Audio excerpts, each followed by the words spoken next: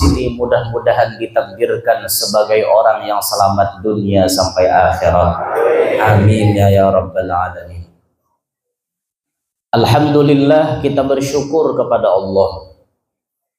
Malam hari ini kita ditakdirkan berkumpul ada di majelis yang mulia untuk memperdengari cerita insan yang sangat mulia. Walaupun malam hari ini kita sudah berada di tanggal 2 Sya'ban, kita sudah berada di dalam bulan Sya'ban, namun momentum Isra Mi'raj itu masih terasa. Malam hari ini kita duduk ada di tempat ini, niatnya bertabarruk, mengambil berkat. Ujar orang Jawa, ngalap berkah. Panitia tadi orang Jawa kah? Pon, Banja, Pak Budiono kah ngarang siapa tadi? Wakilnya SBY Bahari lah. Budiono, mulai kuala aja nyambet ulun. Jarang mulai kalua, mulai kuala. Kuala mana kah?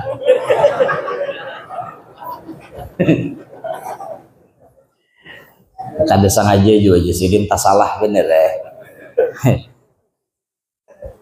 Kita mengambil berkat dengan membaca dan mendengarkan sebagian dari sejarah Isra wal Mi'rajnya Nabi. Isra Mi'raj itu Bapak Ibu terjadinya Lailatul Itsnain, malam Senin, As-Sabi'u wal 'Ishrun min syahri Rajab, tanggal 27 Rajab. Hanya terjadinya 27. Hari ini hanya 2 Sya'ban hanya 5 hari kejadiannya 27 Rajab, setahun sebelum Nabi pindah ke Madinah. Qoblal hijrati bisanatin. Sebelum Nabi pindah ke Madinah setahun. Jadi kalau kita melihat tahun Hijriyah saat ini, yang mana tahun Hijriyah itu penetapannya ketika Nabi hijrah, saat ini terhitung 1446 sudah Hijriyah kita. Berarti Isra Mi'raj sudah terjadi 1447 tahun yang lalu. Itu kejadian Isra Mi'raj. Wa umruhu sallallahu alaihi wasallam 51 wa 9 ashhur. Umur Nabi kita saat Isra Mi'raj itu 51 tahun 9 bulan. 51 tahun 9 bulan. Itu umur Nabi saat Isra Mi'raj. Kejadian ini Allah abadikan di dalam Al-Quran, baik dalam surah Al-Isra maupun dalam surah An-Najm. Dua surah itu menceritakan bagaimana Nabi diperjalankan dari Masjidil Haram menuju Masjidil Aqsa sampai naik ke langit. Itu diceritakan dengan lengkap di dalam Al-Quran. Nah, makanya hukum orang mempercayai Isra Mi'raj adalah fardhu ain, wajib perorangan. Bila kada caya kafir. Orang Islam kada caya murtad. Habis kisah ada koma-komaannya. Kau jurang percaya kada wan Isra Mi'raj? Tahu amleh aja. Itu murtad berarti. Kenapa tahu amleh mun di Quran nyata-nyata ada? Berarti mun kada percaya Isra Mi'raj mendustakan isi Quran. Mun bukan mendustakan isi Quran berarti apa? Bila orang Islam murtad, bilanya artinya murtad tuh artinya kafir. Habis kisah. Ada ngalih-ngalih ada jawab. Riwayat Isra Mi'raj ini banyak riwayatnya. Versinya tuh macam-macam versinya. Salah satunya kita akan mengambil salah satu perkataan atau riwayat yang diriwayatkan oleh Al-Imam Ibnul Qayyim rahimahullahu ta'ala. Al-Imam Ibnul Qayyim beliau menyebut di dalam kitab Rahiqul Makhtum. Itu disebut oleh beliau usriya bi Rasulillahi sallallahu alaihi wasallam bi jasadihi ala sahih. Diisrakan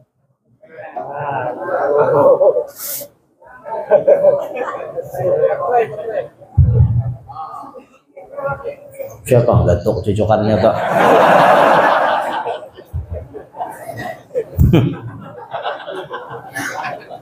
Gatuk-gatuk cucukannya. Diisrakan Nabi kita Muhammad itu, kata beliau, bijasadih, dengan awak sidin, dengan jasadnya. Ala sahih, ini pendapat yang sahih. Kenapa disebutkan kayak itu? Karena ada yang memperdapati pendapat yang menyebutkan bahwa Nabi Muhammad itu Isra Mi'raj hanya dengan roh. Hanya dengan roh. Jadi nang kayak orang tamimpi modelnya dah. Ada pendapat seperti itu. Tapi pendapat ini disandarkan kepada Sayyidah Aisyah. Sehingga kata ulama-ulama hadis, pendapat ini mardud. Hadza mardud. Ini ditolak. Kenapa cerita Isra Mi'raj yang disandarkan kepada Siti Aisyah itu ditolak oleh ulama? Karena saat itu Siti Aisyah belum bersama Nabi Muhammad. Belum ada apa-apa dengan Nabi Muhammad. Jadi mun Aisyah meriwayatkan, itu kata ulama tidak bisa diterima. Karena belum bersama Nabi. Nah lain mun Aisyah meriwayatkan kayak apa Nabi mandi wajib, kayak apa Nabi berwudu. Aisyah tuh memang sudah sarumah lawan Nabi.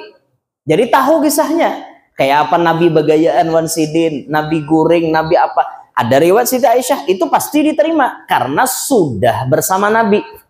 Adapun waktu Isra Mi'raj, Siti Aisyah belum apa-apa dengan Nabi. Sehingga kata ulama, hadza mardud. Pendapat ini mardud. Ditolak.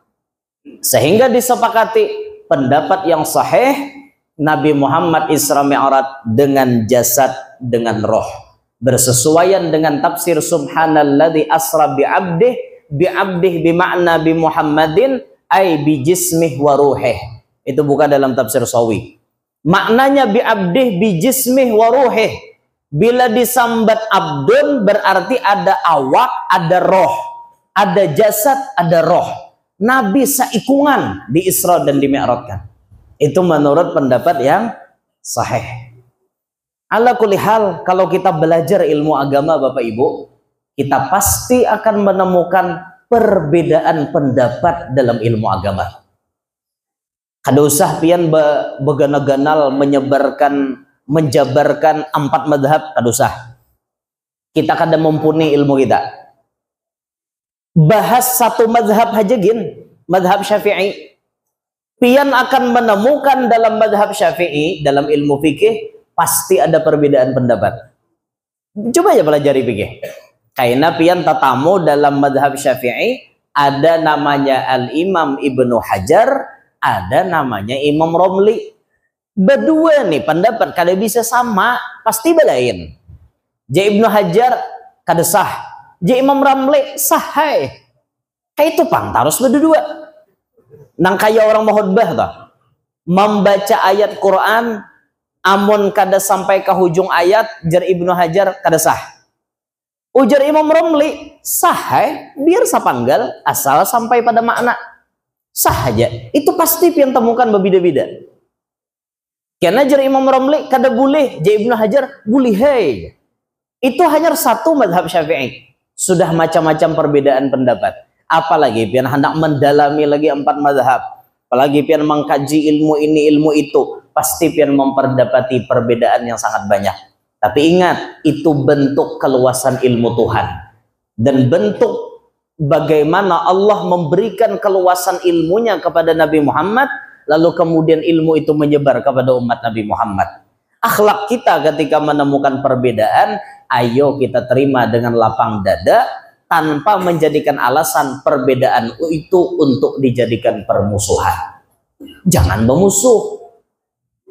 tarikat seikong bakalahi wan tarikat lain. Nya mau pang.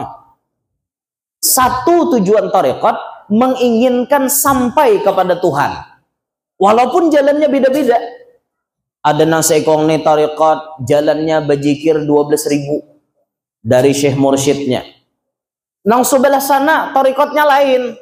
Jarnya kita bila hendak sampai wan Tuhan salawat 12.000. Maulah nang bajikir nih mahapak orang bersalawat. Nang bersalawat mahapak orang berzikir, luput tujuan sama, jalan boleh belain. Orang Katambilahan ada jalan darat, ada jalan udara, ada jalan banyak. Tujuannya sama Katambilahan. Ada jalan mana? Katambus terus, nang jalan banyak, karena umbak anjol nang kene. Nang bermobil karena lubak sama aja anjol. Nang di pesawat sama juga pada anjol bila takana cuaca buruk pesawat bergoyang. Tapi tujuannya kena sama Katambilahan. Itu loh, perbedaan itu boleh, tujuannya tapi tetap sama. Jangan sampai maulah kita bakalahi. Nang bakalahi itu kada pintar. Bapak bakalahi. Ilmu Allah Ta'ala tuh luas, makanya tuntut ilmu banyak-banyak, bungol jangan diharagu di awak. Kita rancak mendengar man qalla ilmuhu katsura tiraduhu. Siapa sedikit ilmu pasti banyak nyalahkan orang. Tapi bila sebaliknya bang, waman katsura ilmuhu qalla tiraduhu. Siapa nang banyak ilmunya pasti dikit nyalahkan orang. Makanya kita nih perlu hidup itu nuntut ilmu banyak. Sekira kada bungol. Ini bayar hanya menuntut ilmu sedikit kisah apa alimnya lah. Kisah sok alim. Padahal bungol. Makanya bungol itu jangan diharagu. Bungol itu aib terbesar yang ada pada diri kita. Buang bungol itu jauh-jauh. Aku paling anti dengan bungol. Pasang dalam hati biar. Jadi mun hendak ada bungol ya Pak, nuntut ilmu. Ada majelis